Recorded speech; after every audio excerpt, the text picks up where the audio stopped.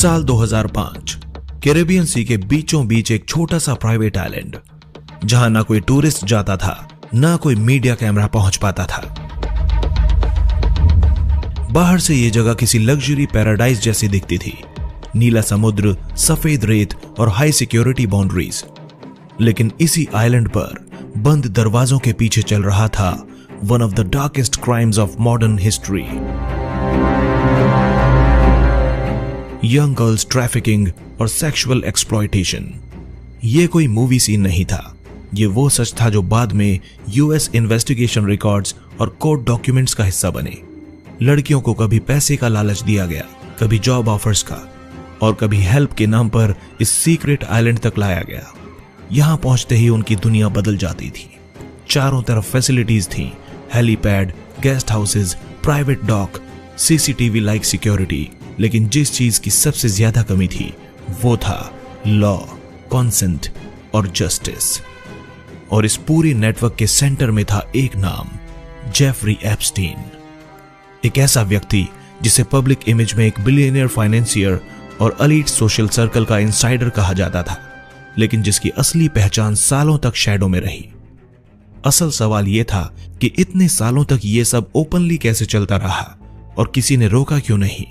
जब फ्लोरिडा के पाम बीच में कुछ टीनेज गर्ल्स ने पहली बार पुलिस के सामने शिकायत दर्ज कराई, तब किसी ने सोचा नहीं था कि यह मामला सिर्फ लोकल क्राइम नहीं रहेगा। धीरे धीरे यह केस बदल गया एक ग्लोबल स्कैंडल में, एक ऐसा स्कैंडल जिसमें पैसा, पावर, पॉलिटिक्स और सिस्टम फेलियर सब एक साथ टकराने वाले थे। और फिर आया साल 2019।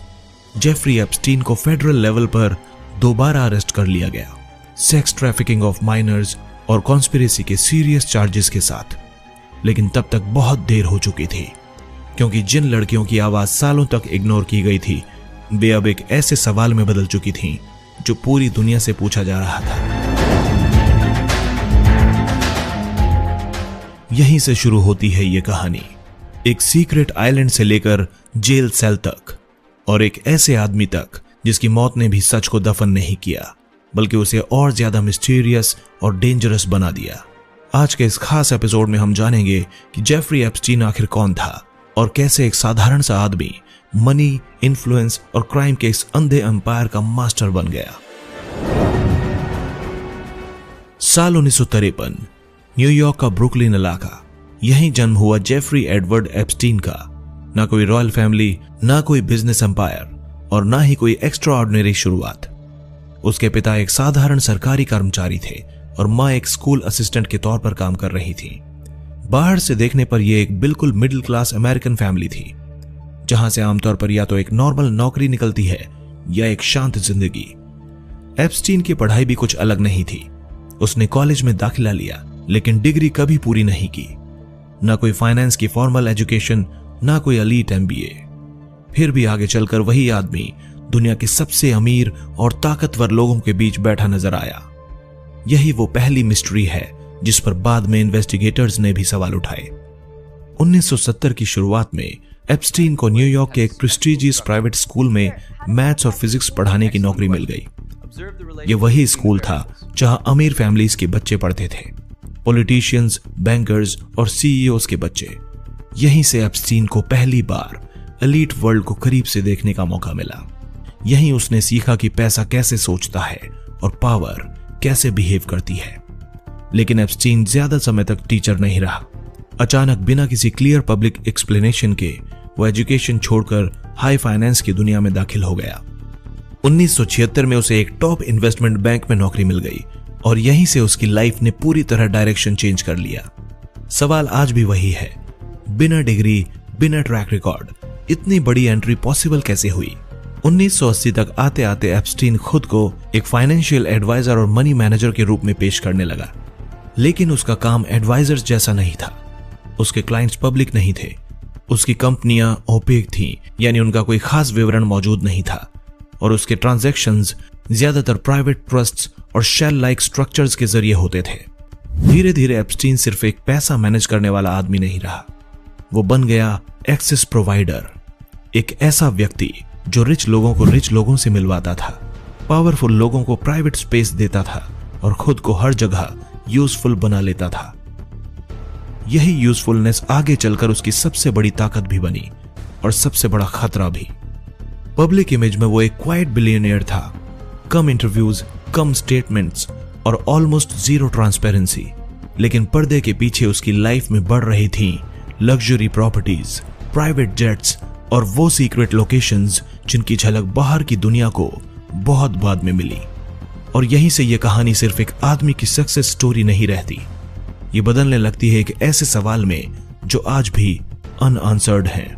क्या जेफरी एप्स्टीन सच में सेल्फ मेड फाइनेंशियर था या फिर किसी और ही खेल का मोहरा? अब सवाल और भी सीरियस हो जाता है, जेफरी एप्स्टीन आखिर इतना अमीर बना कैसे?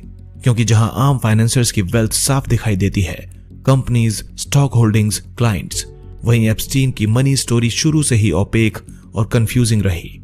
पब्लिक रिकॉर्ड्स में ना तो उसके बड़े स्केल इन्वेस्टमेंट साफ दिखते हैं, ना ही ये पता चलता है कि उसने कौन सा ऐसा रेवोल्यूशनरी बिजनेस मॉडल अपनाया था जिससे वो सैकड़ों मिलियन डॉलर तक पहुंच गया। 1970 के अंत और 1980 की शुरुआत में एप्स्टीन ने वॉल स्ट्रीट में खुद को एक हाई लेवल फाइनेंशियल एडवाइजर के तौर पर पोजीशन किया। वो दावा करता था कि वो केवल अल्ट्रा रिच क्लाइंट्स के लिए काम करता है, ऐसे क्लाइंट्स जिनके नाम पब्लिक में नहीं आते। यही पहला रेड फ्लैग था, क्योंकि फाइनेंस इंडस्ट्री में ट्रांसपेरेंसी एक बेसिक नॉर्म होती है, लेकिन एप्स्टीन का पूरा मॉडल ही सीक्रेसी पर टिका हुआ था। धीरे धीरे उसने ये इमेज बनाई कि वो सिर्फ पैसा मैनेज नहीं करता, बल्कि टैक्स प्लानिंग, एसेट प्रोटेक्शन और कॉन्फिडेंशियल वेल्थ स्ट्रक्चरिंग में भी एक्सपर्ट है। उसकी कंपनियां ज्यादातर प्राइवेट ट्रस्ट्स और लिमिटेड पार्टनरशिप्स के जरिए ऑपरेट करती थीं, जिससे असली ओनरशिप और कैश फ्लो को ट्रेस करना बहुत मुश्किल हो जाता था। इन्वेस्टिगेटर्स के अनुसार यही स्ट्रक्चर बाद में उसके लिए शील्ड भी बना। एप्स्टीन की वेल्थ का एक बड़ा हिस्सा जुड़ा बताया जाता है लेस्ली वेक्सनर से, जो उस समय एक मेजर अमेरिकन बिलियनर थे। वेक्सनर ने एप्स्टीन को अपने फाइनेंसेस तक एक्स्ट्राऑर्डिनरी एक्सेस दिया था, यहां तक कि एप्स्टीन को पावर ऑफ अटॉर्नी भी मिली थी। यही वो पॉइंट था जहां एप्स्टीन की लाइफ ओवरनाइट चेंज हो गई। न्यूयॉर्क की multi million dollar mention, private jets और ग्लोबल ट्रैवल, सब कुछ इसी दौर में शुरू हुआ। लेकिन यहीं से सवाल और गहरे हो जाते हैं। फाइनेंस एक्सपर्ट्स और जर्नलिस्ट ने बार बार यह पॉइंट उठाया कि एप्स्टीन के नाम पर कोई बड़ा हेज फंड, कोई फेमस आईपीओ या कोई पब्लिक फाइनेंशियल सक्सेस स्टोरी मौजूद ही नहीं है। फिर भी उसकी लाइफस्टाइल लगातार एक्सपेंड होती रही, यानी पैसा तो आ रहा था लेकिन उसका सोर्स पब्लिक नहीं था। इसी सीक्रेसी की वजह से कई लोगों ने यह थ्योरी रखी कि एप्स्टीन सिर्फ इन्वेस्टर नहीं था, बल्कि वो एक इंफॉर्मेशन ब्रोकर की तरह काम करता था, यानी एक ऐसा व्यक्ति जो एक्सेस, इंट्रोडक्शंस और इन्फ्लुएंस को करेंसी की तरह इस्तेमाल करता था। प्रूफ पूरी तरह पब्लिक नहीं है, लेकिन इतना साफ है कि उसकी वेल्थ ट्रेडिशनल फाइनेंस रूल्स से एक्सप्लेन नहीं होती। साल 2000 तक आते आते एप्स्टीन एक ऐसा आदमी बन चुका था जो खुद को behind the scene power player की तरह ऑपरेट करता था। वो स्पॉटलाइट से दूर रहता था, इंटरव्यूज नहीं देता था और अपने काम के बारे में ज्यादा कुछ बताता ही नहीं था। लेकिन उसकी लाइफ में दिखने वाली लग्जरी एक बात साफ कहती थी, ये दौलत सामान्य नहीं है। और यहीं से एप्स्टीन की कहानी सिर्फ मनी की नहीं रहती, ये बदल जाती है पावर, सीक्रेसी और कंट्रोल की कहानी में, जिसका अगला चैप्टर हमें ले जाएगा उसके बिजनेस नेटवर्क्स, शेल कंपनीज और हिडन ऑपरेशंस की तरफ।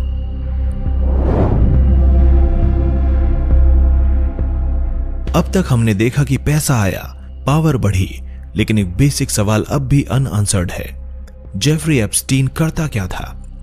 क्योंकि आमतौर पर किसी भी अरबपति की पहचान उसके बिजनेस से होती है, कोई फैक्ट्री, कोई ब्रांड, कोई हेज फंड। लेकिन एप्स्टीन के केस में यह पहचान शुरू से ही ब्लर्ड रही। उसका दावा था कि वो सिर्फ ultra high net worth individuals के लिए काम करता है, ऐसे लोग जो प्राइवेसी चाहते हैं और किसी भी तरह की जांच पड़ताल से दूर रहना चाहते हैं। यही वजह थी कि उसके काम का ज्यादातर हिस्सा ऑफ द रिकॉर्ड रहता था।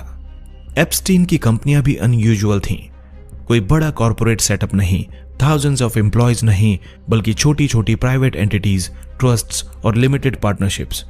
ये स्ट्रक्चर ऐसे बनाए गए थे कि असली पैसा कहां से आ रहा है और कहां जा रहा है ये ट्रेस करना आसान ना हो। इन्वेस्टिगेटिव जर्नलिस्ट्स के अनुसार यही डिजाइन एप्स्टीन की सबसे बड़ी ताकत थी। उसका प्राइमरी ऑफिस न्यूयॉर्क के एक बेहद महंगे मेंशन से ऑपरेट होता था, जो खुद एक रेड फ्लैग था। आमतौर पर फाइनेंस फर्म्स ग्लास बिल्डिंग्स में होती हैं, लेकिन एप्स्टीन का पूरा सेटअप पर्सनल प्रॉपर्टीज और प्राइवेट स्पेसेस में फैला हुआ था। मीटिंग्स भी बोर्ड रूम्स में नहीं बल्कि प्राइवेट होम्स, जेट्स और आइलैंड्स पर होती थीं। जेफरी एप्स्टीन सिर्फ पैसा मैनेज नहीं करता था, वो कनेक्शंस मैनेज करता था। वो लोगों को लोगों से मिलवाता था, पॉलिटिशियंस को बिलियनियर्स से, साइंटिस्ट्स को डोनर्स से, बिजनेस लीडर्स को ग्लोबल एक्सेस से। धीरे धीरे वो खुद एक गेटकीपर बन गया, जिसके बिना कुछ हाई लेवल इंट्रोडक्शंस पॉसिबल ही नहीं माने जाते थे। यही रोल उसे डेंजरस बनाता है, क्योंकि जब कोई व्यक्ति इंफॉर्मेशन, एक्सेस और प्राइवेसी तीनों को कंट्रोल करने लगे तो वो सिर्फ एडवाइजर नहीं रहता, वो पावर ब्रोकर बन जाता है। एप्स्टीन के केस में कई लोग बाद में यही सवाल उठाते हैं कि क्या वो सच में फाइनेंस चला रहा था या फाइनेंस की आड़ में कुछ और ही मैनेज कर रहा था। 2000 तक आते आते एप्स्टीन का बिजनेस मॉडल पूरी तरह नॉन ट्रांसपेरेंट हो चुका था। न कोई एनुअल रिपोर्ट्स, न क्लियर डिस्क्लोजर और न ही क्लाइंट्स की पब्लिक लिस्ट। फिर भी उसकी लाइफस्टाइल लगातार एक्सपेंड हो रही थी, जो इस बात का संकेत थी कि उसका सिस्टम काम कर रहा है, लेकिन चुपचाप। और यहीं से एप्स्टीन की कहानी एक और मोड़ लेती है, क्योंकि जैसे जैसे पैसा और एक्सेस बढ़ता गया, वैसे वैसे उसकी जिंदगी में शामिल होने लगे प्राइवेट जेट्स,